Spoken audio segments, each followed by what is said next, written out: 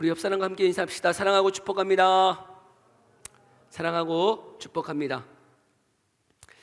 누가복음은 9장 51절 이하부터 예수님이 예루살렘으로 향하기를 굳게 결심하셨다라고 말씀으로 시작하고 있어요. 그러니 누가복음 9장부터 이 19장까지는 그 모든 말씀들이 예루살렘으로 향하는 그 길 가운데서 예수님이 말씀하고 있는 내용들인 것이죠.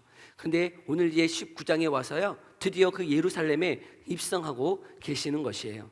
여러분, 예루살렘에 입성하시는 이 말씀들을 언제 자주 보냐면 그 부활절 전주인 그 고난주간에 시작하는 그날, 그 주일을 종려주일이라고 불려지는데 그 주일날 이 말씀을 자주 보곤 합니다. 왜냐하면 그때 그 주일날이 진짜로 예수님이 그 예루살렘에 입성하신 날이기 때문에 그날 이 말씀을 많이 보곤 해요. 근데 우리 이제 2주 후면 종료주일이고 3주째가 이제 부활주일인데요. 우리가 미리 이 말씀을 살펴보면서 이제 이 예루살렘에 입성하시고 예수님이 죽으시고 부활하기까지, 여러분 그 기간이 며칠이에요? 일주일이에요. 일주일. 여러분, 예수님이 예루살렘에 입성하시고 그 다음에 십자가에 죽으시고 부활하시는 이 날이 일주일의 삶이 이제 이 누가복음 말씀들이 그 일주일의 삶을 지금 기록하고 있는 것이죠. 우리가 이 말씀을 묵상하면서 예수님의 죽으심의 의미가 무엇이고 또 부활하시기까지 무엇하고 계시는지 우리가 이 말씀들을 통해서 우리를 향하신 하나님의 마음이 무엇인지를 한번 상고하고 걸어갈 수 있기를 간절히 소망합니다. 그렇게 이제 예루살렘에 입성하시는 예수님, 무엇을 준비하고 계시는가? 30절에 보면 제자 2명을 보내시면서 무엇을 가지고 오라고 말씀하고 계세요? 낙이 새끼를 가지고 오라고 말씀하고 계세요. 여러분, 도대체 왜 예수님은 그 예루살렘에 입성하실 때에 어떤 낙이, 성인 낙이를 타는 것도 아니고 어떤 말을 타는 것도 아니고 왜 낙이 새끼를 준비하고 있는 것일까? 왜 낙이 새끼를 타고 그 예루살렘에 들어가려고 하고 계시는 것일까? 그것은 우리는 잘 알지 못하지만요, 유대인들, 구약의 말씀을 잘 아는 유대인들에게 있어서는 그것이 너무나 특징적인 상징적인 의미가 있기 때문이에요. 우리 스가랴 9장 9절 말씀을 함께 읽어볼까요? 스가랴 9장 9절의 말씀이에요. 함께 읽어봅시다. 시작. 예루살렘에 따라 즐거이 부를지어다. 보라, 내 왕이 내게 임하시나니 그는 공의로우시며 구원을 베푸시며 겸손하여서 나귀를 타시나니 나귀의 작은 것 곧 나귀 새끼니라. 아멘. 여러분, 스가랴의 말씀에 예언되어 있기를, 여러분 그 이스라엘의 왕이 임하시는데 그 공의로우시며 구원하시며 겸손하신 그 왕이 무엇을 타고 오신다 말씀하고 계세요? 나귀 새끼를 타고 오신다라고 분명히 예언하고 있기 때문에, 여러분 나귀 새끼를 타는 것, 여러분 그것은 그냥 자신의 겸손을 드러내기 위함이 아니고, 여러분 이것은 그 말씀, 구약의 그 말씀을 성취하기 위함이었던 것이죠. 여러분, 그 모습들을 지금 이 이스라엘 백성들이 보고 있는 거예요. 그 낙이 타고 오시는 그 예수님을 바라볼 때 그들은 어떤 말씀을 상기하고 있는 거예요? 스가랴 9장 9절의 그 말씀처럼 그 왕이 오신다 그랬는데, 우리를 구원하시는 왕이 오신다 그랬는데 그분이 나귀 새끼를 타고 오신다 그랬지. 저 예수님이 바로 그 예수님이 아닐까? 저 예수님이 바로 그 구약에 예언되었던 그 왕이 아니실까? 라고 하는 생각을 다 가졌을 것이에요. 여러분, 누가복음에는 자세히 기록되어 있지 않지만 요한복음에 가면 여러분 그 예루살렘에 입성하시기 전에 어떤 사건이 있냐면, 예루살렘 근처에 있는 베다니라고 하는 그곳에서 죽은 나사로를 살리신 사건이 이미 있었어요.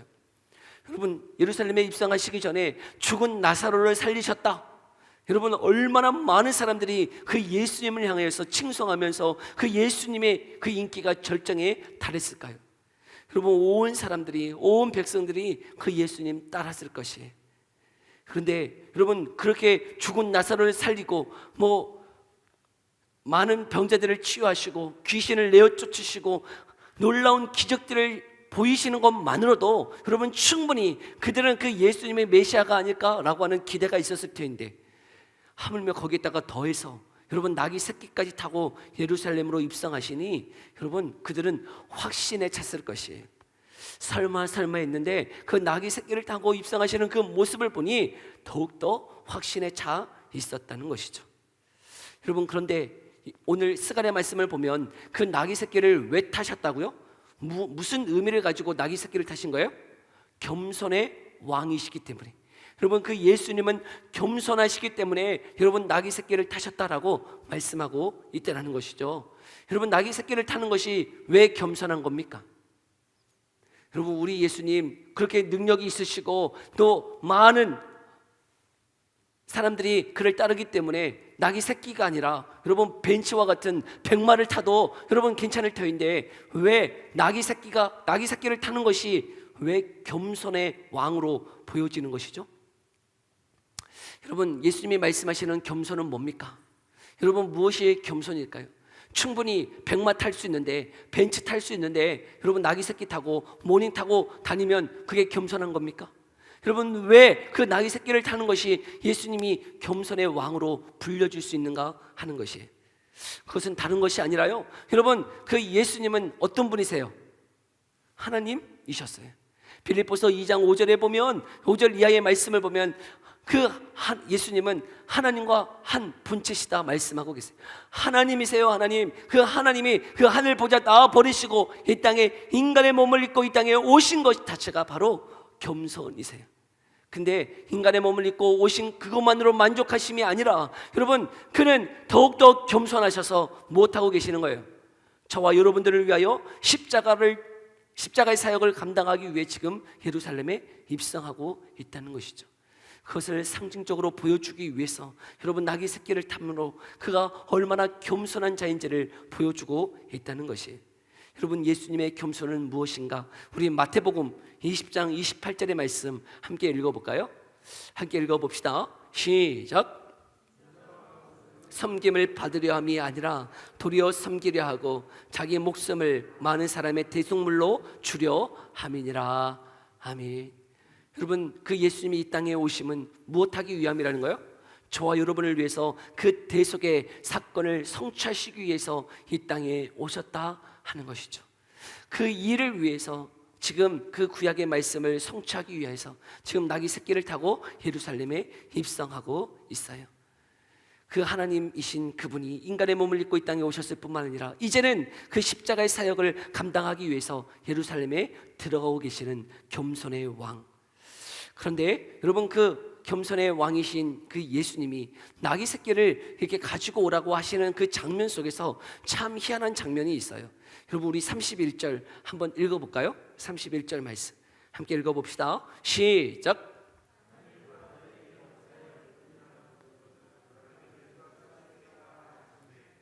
지금 여러분, 그 예루살렘에 입성하실 때 가장 중요한 게 지금 나귀 새끼이잖아요. 근데 그 나귀 새끼를 가지고 오라 하셨을 때 제자 2명을 보내시면서 하신 말씀이 뭐예요?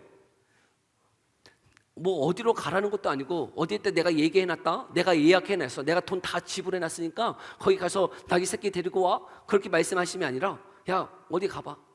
야, 그 맞은편, 지금 예루살렘 맞은편 베다니에 가보면 거기 나귀 새끼가 있는데 그거 끌고 와라. 근데 끌고 오는데 그거 이렇게 풀고 끌고 올 때 주인이 그거 왜 푸세요? 라고 물으면 뭐라고 얘기하라는 거예요? 주가 쓰시겠다라고 이야기하라는 거예요.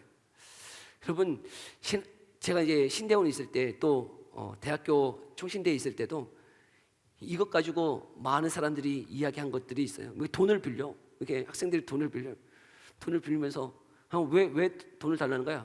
주가 쓰신다 하라 하면서 돈을 빌리는 친구들이 너무나 많았어요. 다른 거 뭐 묻지도 따지도 않고 우리는 주가 쓰시겠다 하라 그러면 다 돈을 줘. 그냥 돈을 줘. 여러분, 주가 쓰시겠다 하라 했는데 여러분, 왜 주인은 그냥 기꺼이 그 나귀를 그냥 내어준 겁니까?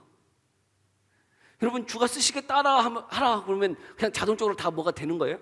여러분, 왜 이 주인은 나귀 새끼를 그냥 묻지도 않고 따지지도 않고 그냥 내어준 겁니까? 주가 쓰시겠다 하라, 무슨 암호입니까? 예수님이 그 전날에 꿈에서 야, 어떤 제자가 올 텐데 주가 쓰시겠다 하라 그러면은 그냥 내줘라 하고 막 꿈을 꾸게 하신 건가요?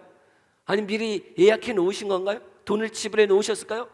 내가 제자 보낼 텐데 주가 쓰시겠다라고 얘기하면 그냥 내어줘라, 그렇게 말씀하신 걸까요? 도대체 무엇 때문에 이 주인은 주가 쓰시겠다라고 이야기하니 기꺼이 꺼리낌 없이 그냥 이 나귀 새끼를 내어준 것일까요? 여러분, 오늘 이 우리 한글 성경에는 그 원문을 잘 살려서 이야기하지 못한 것이 있어요.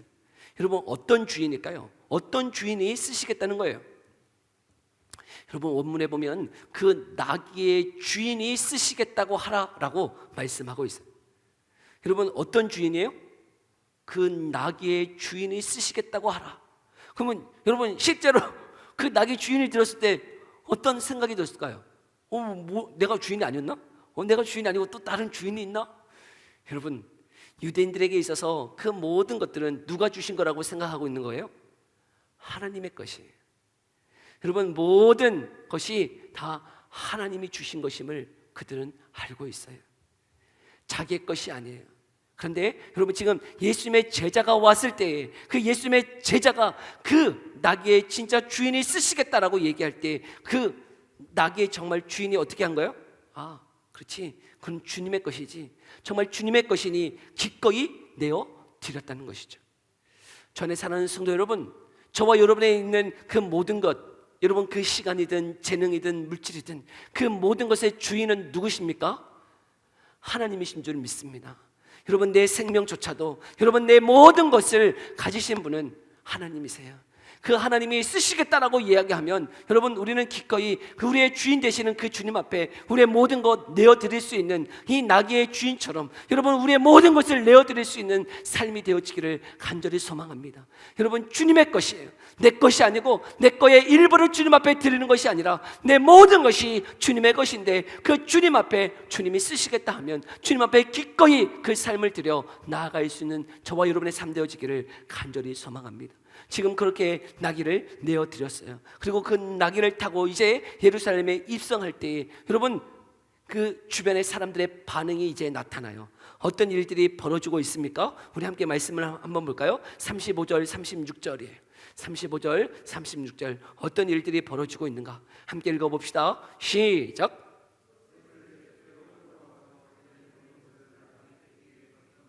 예수를 태우니 가실 때 그들이 자기의 겉옷을 길에 펴더라. 아멘. 지금 이제 나귀 새끼를 타고 걸어갈 때, 그 타고 이제 입성하실 때 제자들이 그 나귀 새끼의 등에 그 자신의 겉옷을 펼쳐놓아요. 마치 한장을 만드듯이 그렇게 겉옷을 펼쳐놓아요. 그리고 예수님이 그 나귀 새끼를 타세요. 그리고 걸어가는데 그 걸음마다 사람들이 어떻게 하고 있는 거예요?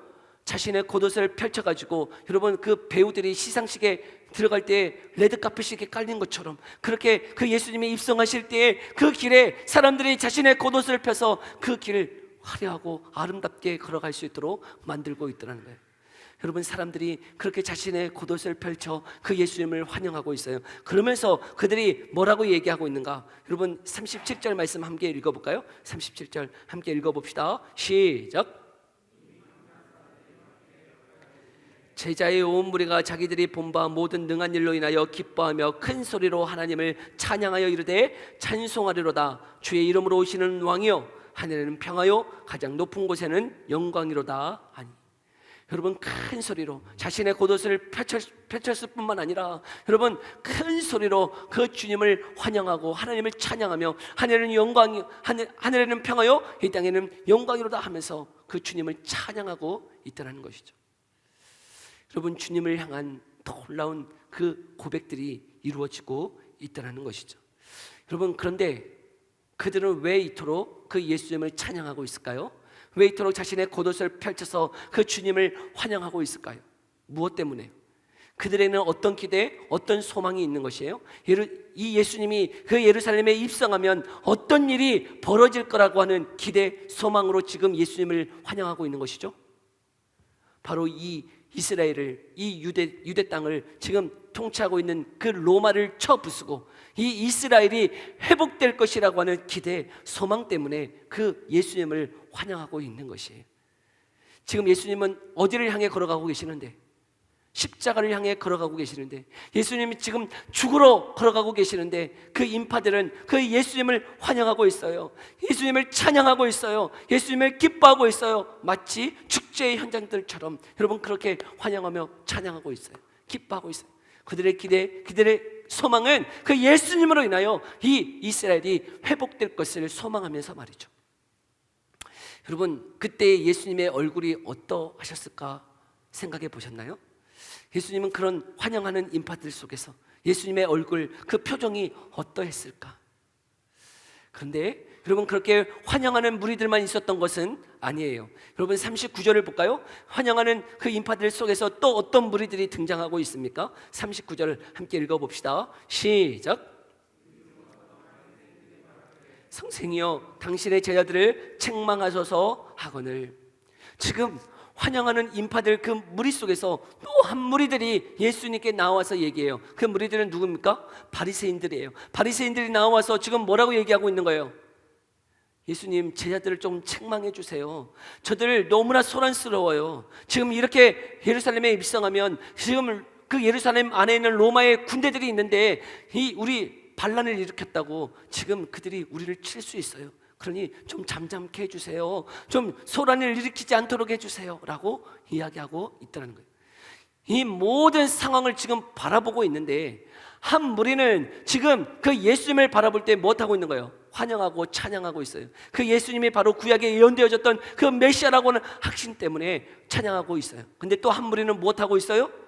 반대하고 있어요. 그 예수님이 메시아는 아니에요. 예수님, 좀 저 제자들 책망해 주셔서 좀 잠잠케 해주세요. 그런데 그런 무리들을 향해서 예수님 40절 뭐라고 대답하고 있습니까? 함께 읽어볼까요? 40절 시작. 내가 너에게 말하노니 만일 이 사람들이 침묵하면 돌들이 소리 지르리라 하시니라. 아멘. 거기에 대해서 아니다는 거예요. 이렇게 찬양하는 것 맞다는 거예요. 이렇게 환영하는 것 맞다는 것이죠. 그들이 찬양하지 아니하면 그 예수님 무엇으로도 찬양하게 만드시겠다는 거예요? 돌들로도 그렇게 찬양하도록 만드시겠다는 거예요. 찬양하는 것 합당하다, 맞다라고 이야기하고 계시죠. 그런데 여러분, 그런 말을 하고 계시는 예수님의 표정, 예수님의 얼굴이 어떠할까 하는 거예요. 여러분, 그 표정이 41절, 42절에 묻어 나오는 것 같아요. 41절, 42절 함께 읽어봅시다. 시작. 가까이 오사 성을 보시고 우시며 이르시되 아멘.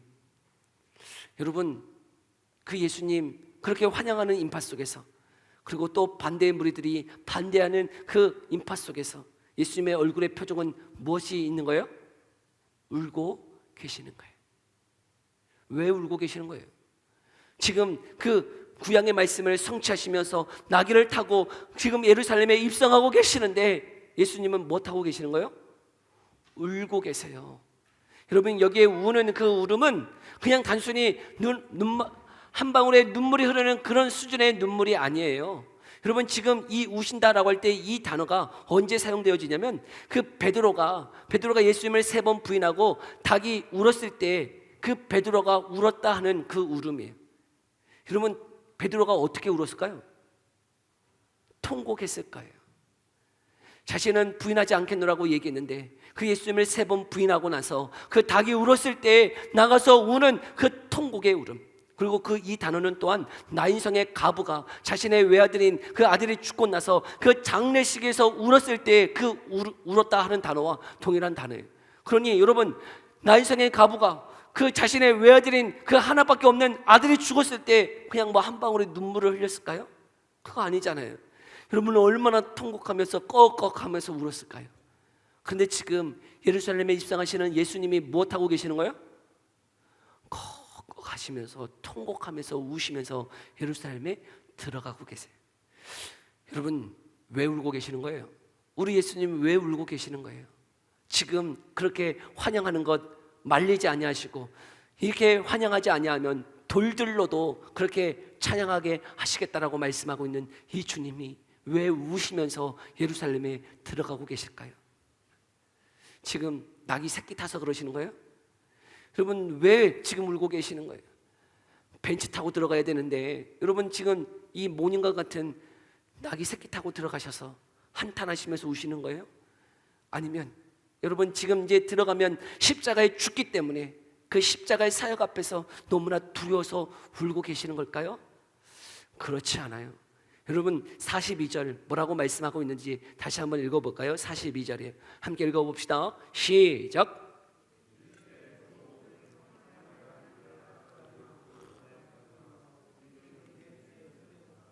아멘. 여러분 지금 무엇 때문에 울고 계신다고요? 그들이 무엇을 몰라서요? 평화를 알지 못하기 때문에 지금 예수님이 통곡하면서 울고 계시더라는 거예요. 여러분 근데 놀랍지 않나요? 지금 환영하는 인파들이 큰 소리로 찬양할 때 어떤 찬양의 고백이 있었어요? 38절 하반절에 보면 하늘에는 평화요 가장 높은 곳에는 영광이로다 라고 하면서 찬양하고 있지 않았나요? 여러분 그들은 평화를 외치면서 지금 찬양하고 있는데 예수님은 우시는데 무엇 때문에 우시냐면 그들이 노래하고 있으나 그들이 평화를 찾고는 있으나 그들이 평화를 알지 못한다는 거예요. 그들의 눈이 가려워졌다는 것이에요. 여러분 이 이스라엘 백성들이 왜 예수님을 지금 환영하고 있고 그가 원하는 평화는 뭐예요? 그들이 원하는 평화는 뭐죠? 로마로부터 여러분 그 로마의 압제로부터 그들이 해방되는 평화를 원하고 있었던 거예요. 그 예수님이 오시면 그들에게 자유가 있을 평화였어요. 육신적으로 그리고 그 육체적으로 고통 가운데 고난 가운데 가난 가운데 있는 그 해방 참된 평화가 있기를 원했던 거죠. 그러나 예수님은 말씀하시는 거예요. 자신이 그런 평화를 주시고자 온 것이 아니라는 거예요. 너희가 갈망하고 너희가 원하는 평화가 아니라는 거예요. 너희가 원하는 육신적으로 대박치는 것, 압제로부터 고난으로부터 가난으로부터 해방되는 그런 해방이 아니라는 거예요. 주님이 원하시는 평화는 뭔가요? 자신이 십자가에 죽으심으로 누구와 평화를 누리는 거예요? 하나님 아버지와 평화를 누리는 거예요. 샬롬을 누리는 거예요. 하나님 관계를 회복하는 그 참된 평화를 예수님은 주시기 원하시는데 이 세상 사람들은 지금 유대인들은 아무도 그 누구도 그 예수님이 주시고자 하는 그 평화를 알지 못하느라고 이야기하고 있는 것이죠. 눈이 가려워졌다는 거예요.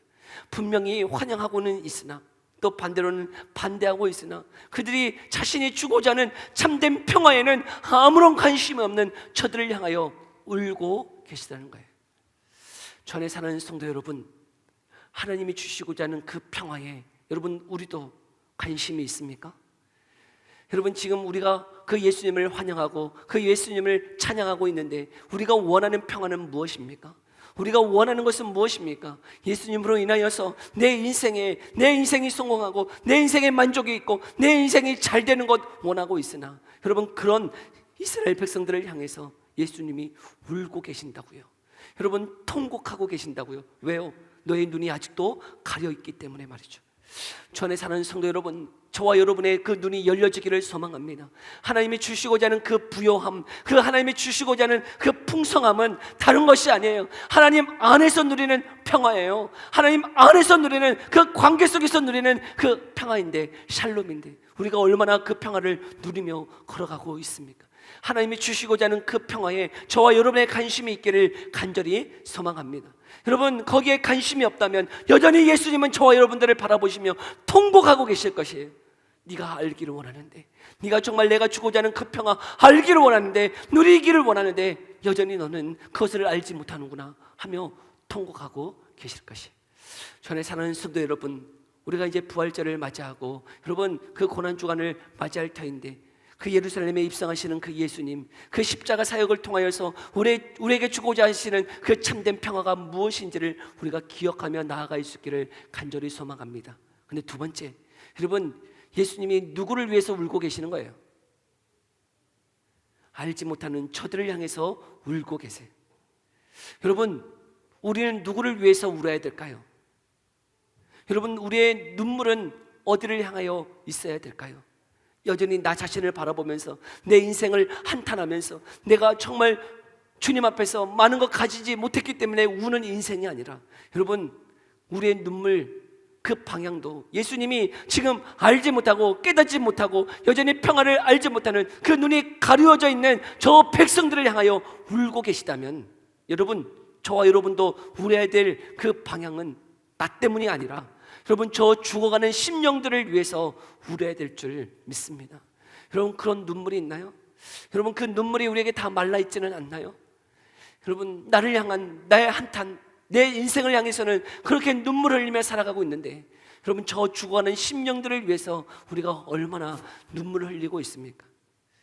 저들이 죽어가는 것, 저들의 죄 때문이 마땅하다라고 우리는 정죄하고 판단하고 있지는 않나요? 그들을 위해서 눈물 흘리기보다는 정죄하고 판단하기 앞서는 것이 바로 저와 여러분의 모습일지도 모르겠어요. 그러나 예수님은 그 바리새인들도, 그리고 저렇게 알지 못하고 찬양하고 있는 그 이스라엘 백성들도 질타하면서 판단하면서 정죄하면서 말씀하심이 아니라, 그 예수님은 지금 무엇하고 계시는 거예요? 그들을 바라보시며 울고 계시는 거예요. 통곡하고 계시는 거예요. 그 눈이 열려지기를, 그 참된 평화가 그들에게 임하여지기를 여러분 우시며 통곡하시며 예루살렘에 입성하고 계시다는 것이죠. 전에 사랑하는 성도 여러분, 저와 여러분의 그 눈물이 마르지 않기를 소망합니다. 여러분, 우리를 향해서도 울어야 되겠죠. 나 자신을 향해서도 울어야 되겠죠. 그러나 그 눈물이요, 이제는 그 세상을 향해서, 여전히 주님을 알지 못하고 죽어가는 저 생명들을 향해서 울 수 있는 저와 여러분 되기를 간절히 소망합니다. 우리가 부활절을 이제 맞이하면서 여러분 새 생명 축제를 기획하고 나아가고 있는데, 여러분 정말 주변에 있는 영혼들, 예수님 알지 못하는 영혼들, 또는 예전에 교회 다녔다가 그 교회 나오지 않고 있는 그런 가난한 성도들이 있다면, 여러분 이 시간 정말 주님 앞에 눈물로 그들을 위해서 기도하고, 여러분 그들을 위해서 다시 한번 주님 앞에 나아오기를 결단하며 결심하며 나아갈 수 있기를 간절히 소망합니다. 주님이 우리를 향해서 울고 계세요.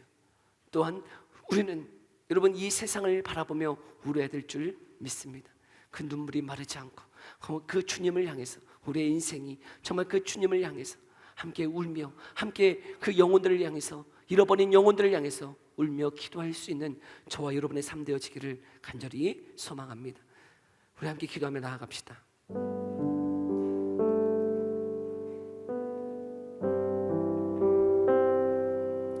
예수님 예루살렘에 입성하고 계세요. 나귀새끼 타고 예루살렘에 입성하시는 그 예수님의 표정은, 많은 사람들이 축제로, 많은 사람이 환영으로 그 예수님을 찬양하고 있지만, 그 예수님은 여전히 예수님이 십자가의 사역을 통해 주시고자 하는 그 평화에 관심이 없고, 그 예수님이 주시고자 하는 그 부요함에는 관심이 없는 그 영혼들을 향해서 통곡하며 눈물로 입성하고 계시는 예수님이시다는 거예요. 우리를 바라보실 때는 어떠할까요? 저와 여러분을 바라보실 때는 어떠할까요? 예수님이 웃고 계실까요? 울고 계실까요? 하나님, 우리가 다시금 깨닫게 해 주옵소서. 우리의 어두운 눈을 열어주시고, 주님이 주시고자 하는 그 참된 평화가 무엇인지 깨달아 알 수 있는 삶이 되게 해주실 뿐만 아니라, 하나님, 내가 그 은혜를 깨달았다면 이제는 저 죽어가는 생명들을 향해서 주님이 우시는 것처럼 내가 울고, 내가 정말 저들의 생명을 위하여 통곡하며 걸어갈 수 있는 삶이 되게 해달라고, 우리 이 기도 제목 가지고요 함께 기도하며 나아갑시다. 기도하겠습니다.